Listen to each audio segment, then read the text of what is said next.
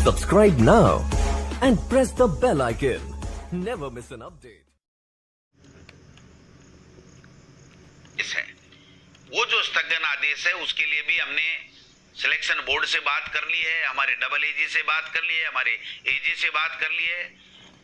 वो दूसरे महिला बाल विकास विभाग की जो भर्तियां थी उसके साथ किसी ने एप्लीकेशन लगा के हाई कोर्ट में एक बार स्थगन ले लिया, लेकिन मैं उम्मीद करता हूं कि माननीय उच्च न्यायालय में हमारे विभाग के और सिलेक्शन जो बोर्ड है उसके अधिकारी शीघ्र पैरवी करेंगे और बहुप्रतिष्ठित प्रयोगशाला जो सहायक ग्रेड सेकंड है, थर्ड है, उसकी सफल अभ्यर्थियों को भी हम राजस्थान उच्च न्यायालय से निकाल करके नौकरी दे पाएंगे। पुस्तकालय अध्यक्ष ग्रेड थर्ड के जो पेपर आउट हो गए थे, हमने सरकार ने पुनः सिलेक्शन बोर्ड को लिख दिया है कि जल्दी से जल्दी इसकी परीक्षा कराएं, जिससे मैं समझता हूं उनको भी जल्दी से जल्दी वो अपनी परीक्षा दे करके और अपनी भर्ती प्रक्रिया में आगे बढ़ सके। हमारी जो वरिष्ठ अध्यापक भर्ती 2013 भी है, उसमें भी 583 जो अभ्यर्थियों का चयन हुआ था उसको भी हमने आगे गति देने का काम किया है। फाइनेंस में हमारी पत्रावली लंबित है, कुछ क्वेरीज फाइनेंस ने हमसे की हैं।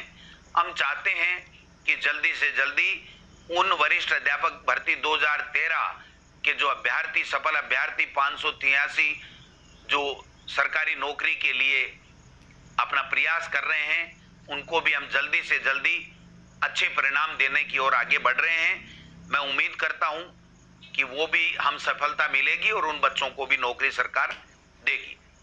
शिक्षक भर्ती जो L2 2016 है, उसके लिए चूंकि जो कमेटी बनी होती है अपील करने की और अपील नहीं करने की, उस कमेटी ने अपील करने का निर्णय सुप्रीम कोर्ट में कर लिया है, जिसमें मंत्री का कोई रोल नहीं होता, मुख्यमंत्री का कोई रोल नहीं होता है।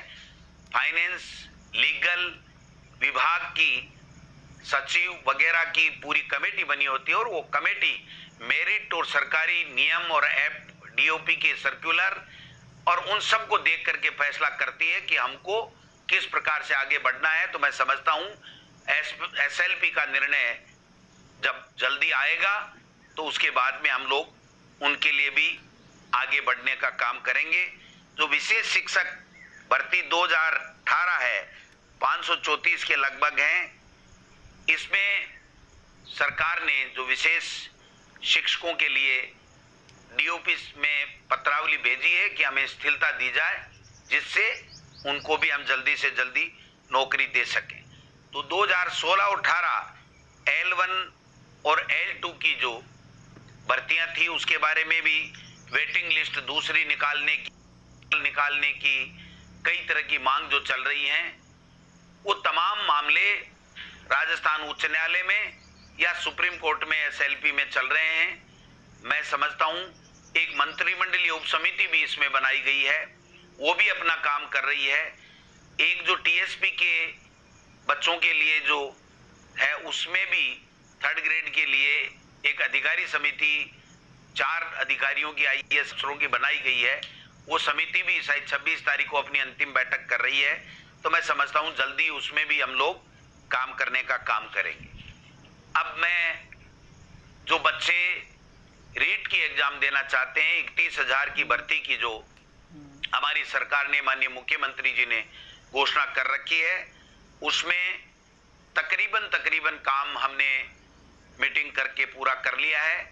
ये मीटिंग की आवश्यकता मित्रों इसलिए पड़ी कि जो पहले रीट टेट हमारी सरकार कांग्रेस के शासन में हुआ करती थी, उसमें 2 एग्जामें होती थी, किसी तरह की ज्यादा कोई दिक्कत नहीं होती थी। लेकिन भारतीय जनता पार्टी की सरकार आने के बाद में रीट उनकी घोषणा के मुताबिक कर दिया गया और रीट के कारण से 30% उनके एकेडमिक जो उनकी योग्यता है, उसके जो मार्क्स हैं उसके आधार पर दिए गए, जिससे बाहर के प्रदेश के काफी बच्चे, जिसमें कई तरह के ऐसे प्रकरण भी आए कि फर्जी डिग्री लेकर के उसमें मार्क्स ज्यादा दिखा करके और आगे थे, जिसके कारण से हमारे राजस्थान के बच्चे वंचित हो रहे थे।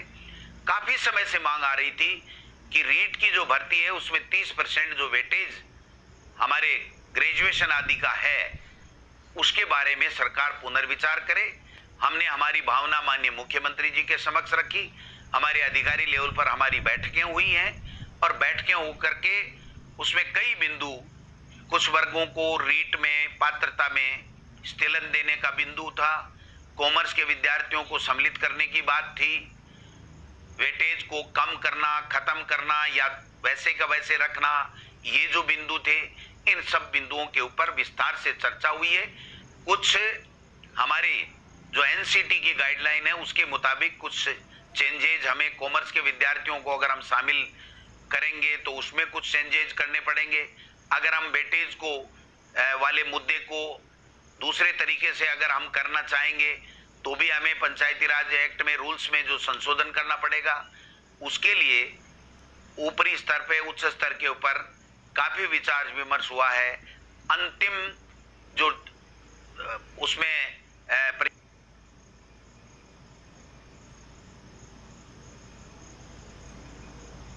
प्रक्रिया में चल रही है ये मामला, और जल्दी से जल्दी इसमें फैसला करने के उपरांत जो रीट का फाइनल सिलेक्शन 3rd ग्रेड के टीचर का है उसकी प्रक्रिया क्या होगी उसका जल्दी ही निस्तारण किया जाएगा।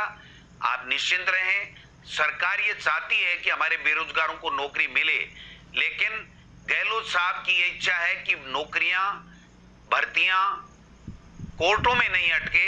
उससे पहले आप जितनी तैयारी करनी है कर लीजिए, लेकिन जब कोई बच्चा तैयारी करके एग्जाम देता है और उसको अगर तैयारी के लिए हम लोग तैयारी के साथ में वो एग्जाम देने के बाद में अगर कोर्टों में कहीं उलझ जाता है तो मैं समझता हूं वो दिक्कत वाली बात होती है। तो हमने प्रयास किया है कि हम जल्दी से जल्दी इस दिशा में आगे बढ़ें और कोर्ट में हमारा कोई मामला नहीं जा पाए, इस दिशा में हम लोग काम कर रहे हैं। बाकी जितने भी भर्तियां हैं उनके बारे में सब में मैंने आपको बताया है, पीटीआई का बताया है। जल्दी हम 228 का जिला आवंटन कर रहे हैं। प्रधानाध्यापक के लिए हमने हाई कोर्ट में कह दिया है। जो हमारे वरिष्ठ अध्यापक हैं 2016 का रिशफल हम करेंगे, 2018 को जल्दी हम नियुक्ति देंगे। जो कनिष्ठ सहायक जो लिपिक हैं एलडीसी की जो भर्ती है उसमें हमने जिला आवंटन की प्रक्रिया को पूरा कर लिया है और जो कैलेंडर दिया है उसके मुताबिक हम लोग आगे बढ़ रहे हैं और जल्दी जुलाई के महीने में भी हम लोग उनको नौकरी देंगे। मैं समझता हूं समय समय पर हम सब लोग इन चीजों की चर्चा करें और चर्चा करने के उपरांत हम लोग पारदर्शिता के साथ में, हमारी सरकार माननीय मुख्यमंत्री चाहते हैं कि पारदर्शिता से हम सारी चीजें बताएं। जो शिक्षक भर्ती 2012 है उसके लिए भी जो पंचायती राज की भर्ती थी जिला परिषदों के माध्यम से हुई थी, उसमें भी पंचायती राज के अधिकारी और उनकी जो लीगल की, डीओपी की, फाइनेंस की कमेटी बनी हुई थी, उन्होंने एसएलबी करने का निर्णय ले लिया। चूंकि वो एक कमेटी होती है जो संविधान में उनको अधिकार प्राप्त है, उनको फैसला करना होता है कि अपील होगी या हम नोट अपील होगी, तो वो भी कर दिया गया है। बाकी जितने भी भर्तियां हैं जल्दी से जल्दी करेंगे। 31,000 टीचर्स की जो आपकी रीट की एग्जाम है जो उसको भी हम जल्दी इसको अंतिम फैसला करने के बाद में हम लोग इस कोरोना महामारी से हम लोग निकल जाएं, क्योंकि कई जो पढ़ने वाले बच्चे हैं वो कोचिंग में पैसा जमा करा चुके। कोचिंग के कारण से उनका भी ये बात बार बार ज्ञापन से आता है कि साहब जब तक कोचिंग नहीं खुले तब तक आप अगर रीट कराओगे तो हम पहले वाले जो कंपटीशन में जो लोगों ने तैयारी करके दी उससे हम पिछड़ जाएंगे।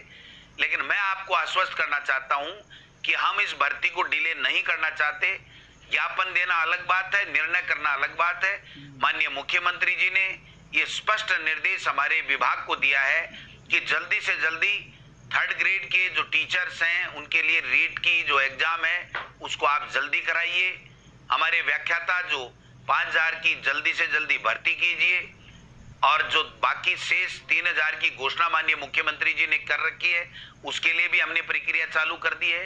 डीपीसी हम लोग करवा रहे हैं, ऊपर से लेके नीचे तक की सबकी हम लोग डीपीसी करवा रहे हैं। 2nd ग्रेड वालों को दोनों 16 और 18 का हमने निर्णय ले लिया और जल्दी से जल्दी इनको नौकरी मिल रही है।